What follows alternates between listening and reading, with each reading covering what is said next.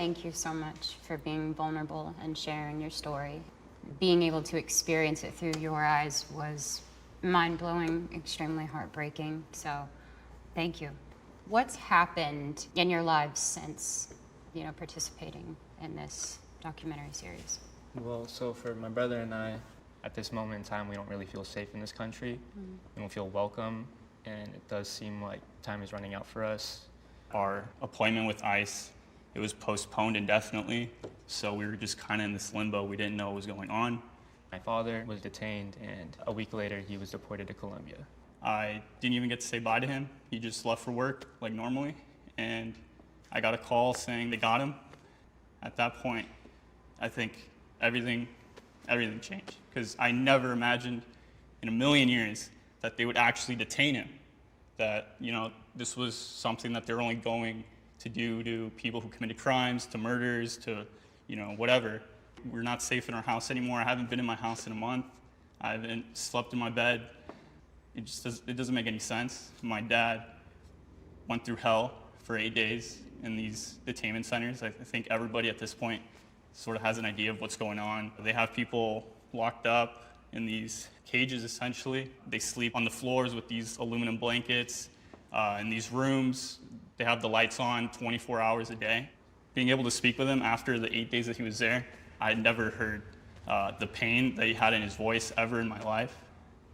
I think he will be damaged by that experience, just being there for 8 days for the rest of his life. It was an absolute hell. And, they're telling us that, they're going after us, and that, we could possibly be in this same situation. This country, it's not livable for us anymore. Hearing all these things really ruins your determination to stay. It really just makes you think, that could be me, that could be my parents, that could be my siblings. And you don't want that. What's the point in pushing so hard if all you're gonna get is that? What do you guys think that you would be doing if you didn't have to worry about this? I think about this every day. If this wasn't happening, I'd be going through school, just working hard to achieve what I want to achieve, which is being a civil engineer. I'd be living a normal life. I'd be living the life that my next door neighbor does. It's nothing crazy, but it's what I dream of. Right. We've never been able to travel anywhere outside of the country because ICE has our passports, and the only way we can get out of this country is through them deporting us. In Israel, I have so many cousins and so many aunts and uncles and nieces and nephews, and I feel like it's come to the point where I don't know if I will ever meet them, and I know a lot of my friends are best friends with their cousins, or they get to go to Israel for vacation. I'm missing out on so much. Personally, hearing all of these things that you guys are not able to enjoy about a country that I live in is very difficult. What do you guys think that you're missing out on? The ability to simply go to school is the most important thing to me. Has been a struggle. We don't sleep at night. Just a million scenarios run through my head every day. I got robbed last week. I was scared to call the police because I didn't know, could they track my family? Would they get in touch with my parents? Would they come to my house? Would they want to see who's there? Basically don't exist. What is your biggest fear? To have this adrenaline every single day, to be scared every single day for the rest of my life, that nothing will ever change. My biggest fear is being detained and going through what my dad went through. I literally had a nightmare last night about being dropped off in a country that I've never been to, really, since I was 3, that I wouldn't even know where I was standing. With all of this fear that you guys have to live with every day, do you find that it's really hard to trust people? I've kept it a secret. I like to represent myself as Colombian because that's what I am. But people never really assume that I don't have a status in this country. When we received news that our private bill was taken away and we were left without status, my biggest fear at the time was I was going to leave without anyone knowing what happened to me. So I made a crazy decision to just tell my friend Brian. he was someone that was very open to it and made me feel very comfortable talking to someone. And if it wasn't for that conversation, I don't think I would have ever spoken to someone about it. So yeah, it makes me cry just because of how special that moment was, and we got really close because of it, but it was definitely hard at the time. I want people to know about my situation. I need people to know about my situation, and yeah, so yeah.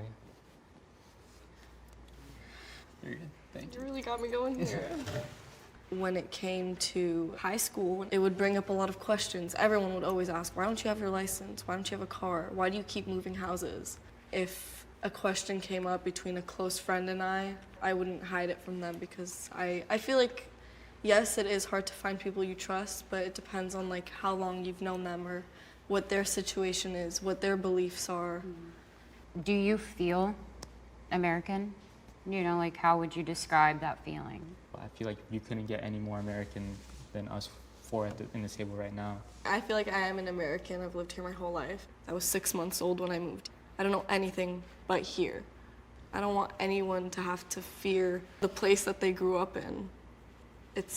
I don't want anyone to experience that, and I just want America as a whole to know and understand what's really happening when these people are getting deported. They don't just get a plane ticket and say like, bye, like, go back to your old life. We don't have an old life anymore. This is what we have. Yeah, I don't know what else I would be considered. I have Colombian family who would, tease me. They see me as American. I speak English. My Spanish isn't, the strongest. I've lived here since I was 3. It's my whole life. What you see on the news is not really what's happening. They're trying to label me as a criminal. They're trying to just label people as much as possible. We're not a threat to society. We're simply just being looked at differently and portrayed as an enemy. There's millions of us here, and you don't hear about, I would say 99% of them, simply because these are people who just come here looking for a better life, and they're working and they're minding their own business. I feel like we've been given this stereotype that immigrants have come here to sell drugs, to rob, to hurt, to steal, to do all these terrible things, when in reality we've come here to live a safer life. And instead of looking at us as people who want to take from you, look at us as people who want to be with you. We want to be able to work together. I really hope that the fight doesn't end with us leaving. I hope that the fight continues to the point where this country welcomes us with open arms and sees us for who we really are. We really just want to make sure the story is known, and at the end of the day, that's all that really matters to me, is that this doesn't happen to other families. I hope for my family to one day live in a place where we're completely accepted and we don't feel constant fear. And I hope that this country comes to realize the just complete injustice that's being done, and that one day we can just live in America that is open to immigrants and lives up to its values of freedom and liberty. You guys have given me hope. There are beautiful people in this world that do want this country to change and to improve and seek logic in the situation. What do you hope for the future of America? For us. Well, a huge part of why I wanted to be a part of this is to also be a voice for so many people who can't and are terrified to speak about it. I don't even think people realize that my family also has a background. My grandparents were immigrants. And to just think about the life that I've been given and how blessed I am. My hope is that I see change. We're all in this together. Mm-hmm. It doesn't end here. I just think you are wonderful people. And I want you to stay.